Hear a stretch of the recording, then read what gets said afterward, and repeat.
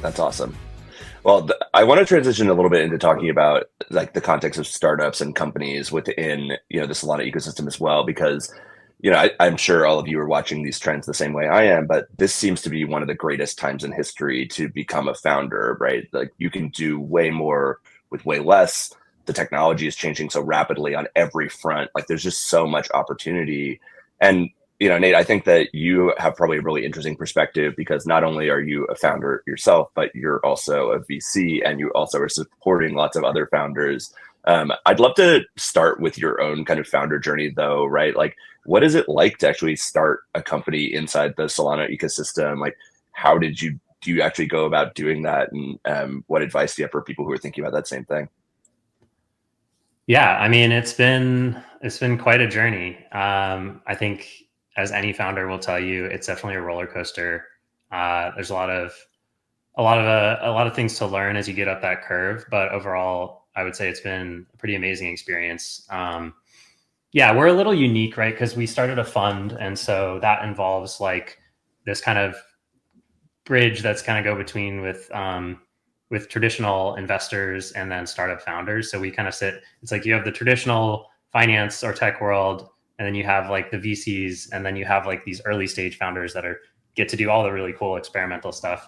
Um, but yeah, we do have some kind of technical components since we run our hackathons fully online on our own platform, which was custom built. I actually built out the majority of that platform initially before we hired any engineers.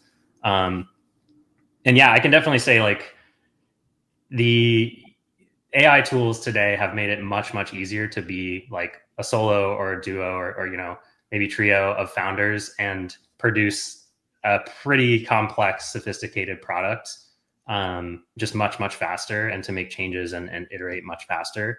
So I would say just like right off the bat, lean into that as much as you can. Like you want to really become an expert on the cutting edge AI code gen tools. They're extremely good. And we see that too with the founders we invest in. I mean, I'm sure Adrian can speak to this, but it's a team of two. Adrian's the technical one, and they've produced a very robust, very professional product for supply chain, shipping companies basically. And that I don't think would be possible as quickly without AI tools. So it's something we look for sure when we invest in folks is like familiarity with that, technical ability to just kind of build and iterate very quickly. I would say just like, yeah, don't be too perfectionist about what you ship out there. Just move as fast as you can is like a big thing that we took to heart as well. Yeah, I definitely want to ask Adrian about his experience in the accelerator here. The thing I want before we do transition over there, the thing I wanted to ask as well is the connection with the hackathons and the accelerator or the investing. And it sounds like that philosophy you have around people who can ship quickly and like be iterative, that would naturally align with like a hacker mindset. And so hackathons might be a great place to find those people. But what is the relationship between the hackathons? Like, how do you think about that? Yeah. You mean in terms of like how do we use the hackathon to filter for startup founders? Either filter for them, support them. Like I'm curious what the connection is there because I think a lot of Yeah, people in the hackathon ecosystem might not necessarily see that naturally, and so I'm curious like how you're thinking about that from a strategy perspective. totally. Yeah, it's a balance for sure. I mean, from our perspective, it's the core thing is exactly what you said, which is like oftentimes the best startup founders are people with this sort of hacker mindset who can move very quickly and try out new ideas all the time and get validation from users even very early on. And if you're able to do that loop quickly enough and effectively enough, chances are you'll likely find your way to a sustainable product that gets product market fit. But that starts with the ability to move and build very quickly. And so, yeah, that is one big part of our thesis that by running these hackathons, we'll be able to identify those people and give them the support they need. I think having the hackathons be long running, like the 5 week long versus just a weekend event, is also pretty key.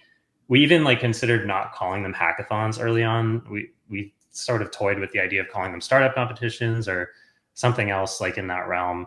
But just decided on hackathon because it's such like a globally recognizable term, and so we wanted to kind of piggyback off of that. But we do try and distinguish them, like at least qualitatively, from a weekend hackathon where it's just like a couple days.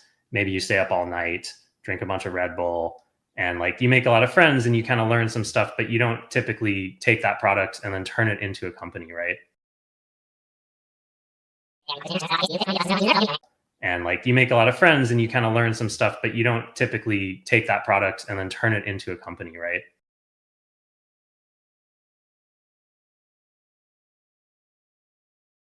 We want you to bring the thing that you think can be your startup, at least initially. And we understand that you might pivot and change it over time, but we want to see like your best shot at building something that you think could become a startup.